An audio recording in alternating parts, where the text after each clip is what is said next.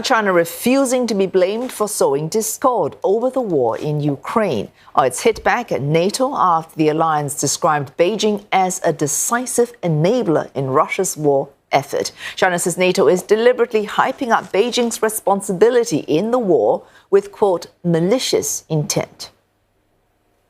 乌克兰危机延宕至今，谁在拱火浇油，谁在推波助澜，国际社会有目共睹。奉劝北约反思危机的根源和自身的行径，认真倾听国际社会的正义声音，以实际行动推动局势缓和，而不是甩锅推责、嫁祸于人。The 32-nation alliance is expected to reaffirm its support for Ukraine, bringing an end to 3 days of talks in Washington. Allies have pledged to provide $43 billion in military aid within the next year.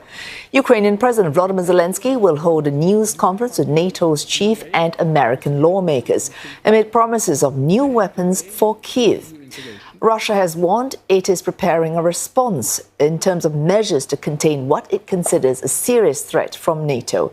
It's also said the alliance's military infrastructure is moving closer to its borders and noted the group is now fully involved in the conflict over Ukraine.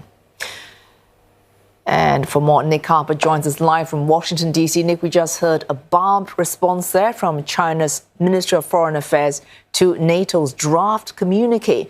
Given the news in terms of its Indo-Pacific partners, the IP4, closer cooperation in the industrial defense capacities, what is that likely to have in terms of the impact on Beijing's calibration of ties with Russia?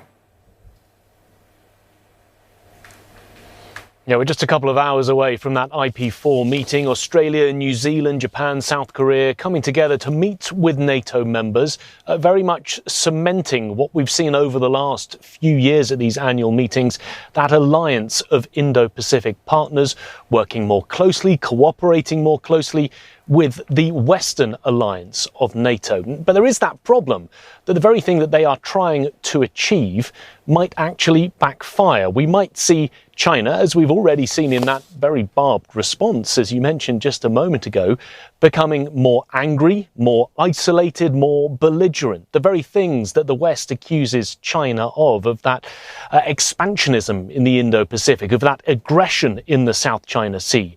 Those type of things may become even more elevated if we see that closer working relationship between various Indo-Pacific countries and the Western military alliance. Now, those IP4 countries want to be able to look at a certain number of things with NATO and cooperate on things like cybersecurity, fighting disinformation, building up a defence industrial base. All of those things they want to be doing in partnership with NATO. That better cooperation, they hope, might help to act as a deterrent to China, saying to them, don't act in the way Russia has with Ukraine when it comes to the issue of Taiwan. But the more isolated that China feels, the more angry it perhaps feels as a response to what we're seeing at this summit, we could see tensions amp up even higher than they already are. Of course, these concerns over China perhaps drawing closer to Russia, with both feeling isolated, driving European concerns about a possible change in leadership in Washington. Now, Mr. Trump, the former president, has shown himself in his campaign so far and in his years as president as a known NATO skeptic. Should there be a change in leadership, what sort of changes might we actually see in terms of NATO? Well, there are those concerns, I think, from some of the European countries here to Washington, coming here to Washington, D.C., worrying about that US election on the horizon. If Donald Trump gets in, we know, as you said, he's a NATO skeptic. He's also said that he wants to reduce funding to Ukraine in a major way. So that would have an impact on that war in Europe. But there are also lingering doubts about Joe Biden. If he were to be re-elected, would he be fit for the job? The Democratic Party is struggling with that at the moment. And then we've got the fact that there will be a change of leadership at the top in the NATO alliance. Jens Stoltenberg, the Secretary General, is stepping down after 10 years. The former Dutch Prime Minister Mark Rutte is coming in. There may be some instability as a result of that change. But I think it's worth bearing in mind that Mark Rutte has a nickname of being the Trump whisperer, in the fact, partly due to the fact that in the past he was able to win over Donald Trump during Donald Trump's presidency to help Donald Trump feel slightly better about that NATO alliance. So perhaps even with that change, and if there were to be a Donald Trump presidency, we might see the alliance working more closely with the United States. But of course, at this stage, many unknowns in terms of the US election and what that change of leadership in NATO might actually bring.